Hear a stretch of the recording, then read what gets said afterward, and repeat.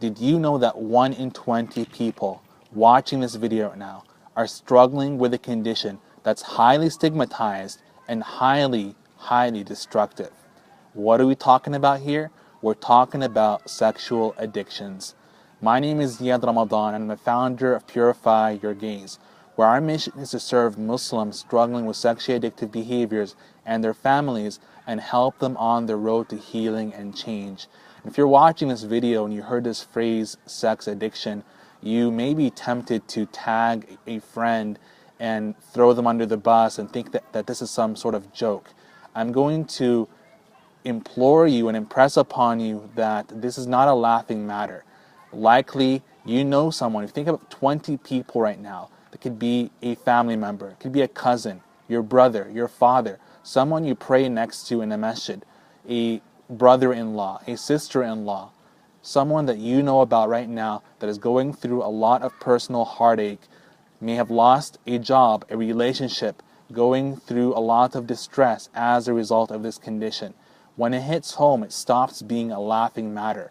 In this video, I want to shed some common myths around sexual addictions and share some quick facts about this and what we can do as a collective community to raise awareness on this condition.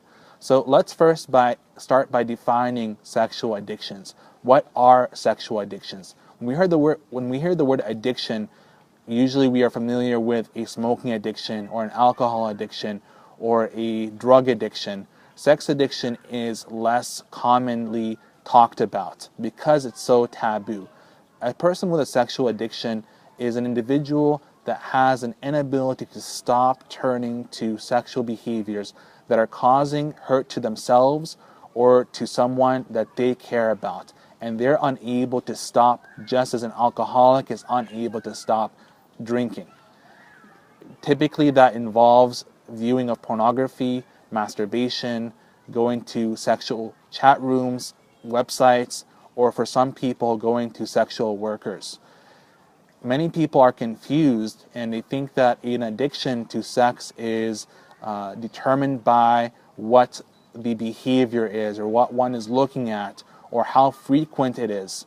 And a lot of people are confused, isn't sex supposed to be something natural? Is someone who is an addict supposed to stop having sex?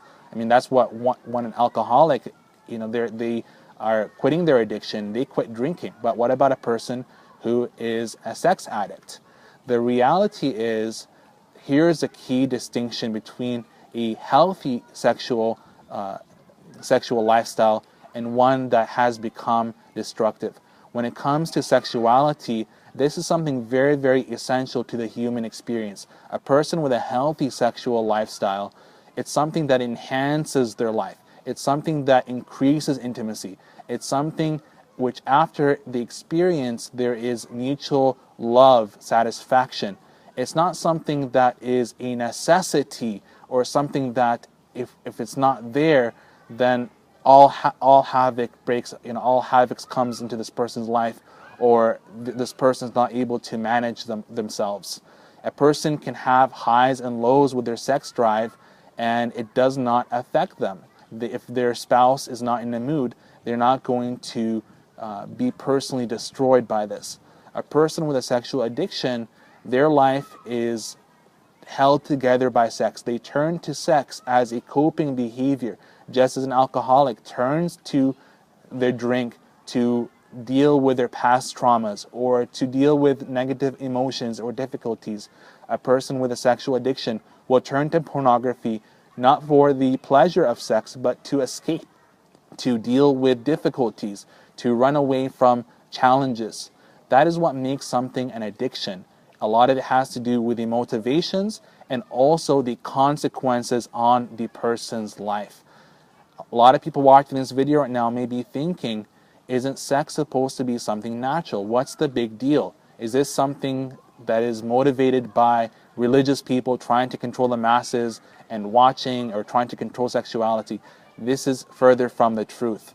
Again, an addiction is not something that is positive. An addiction is something that is destructive.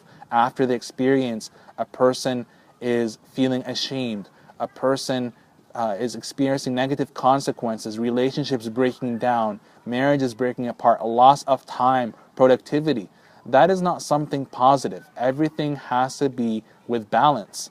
And that is the key distinction, again, between a healthy sexual drive and a drive that has become addictive. It comes down to the motivations, and it comes down to the experience and the consequences that are resultant of the experience. Now, if you are in doubt, or you have concerns about your sexual behaviors, or you have concerns about someone else, the best thing to do is to get a professional evaluation or consultation where you can get an understanding of your behaviors and see them on a spectrum of health. At Purify Your Gaze, we have a free, anonymous, online assessment that you can take in just 5 minutes, and you'll get a personal feedback and score on where your behaviors score on a spectrum of healthy sexuality to addictive sexuality. I invite you to share this message with others, and if you have concerns yourself, to visit our website, purifyyourgaze.com/take the quiz, and the URL is right there with its video. Share this message. As a community, we will not be able to grow and heal if this condition remains as a taboo. One visitor to our website came to me and emailed and said that I'd rather be a Muslim with an alcohol to be a Muslim with an alcohol addiction or a drug addiction than to be a Muslim with a sexual addiction. It is time that we remove the stigma, not to make it commonplace, but to make room for people that are struggling and families that are struggling to get the help and resources that they need. Again, my name is Ziad Ramadan, and I'm with Purify Your Gaze, and Jazakumullah khair.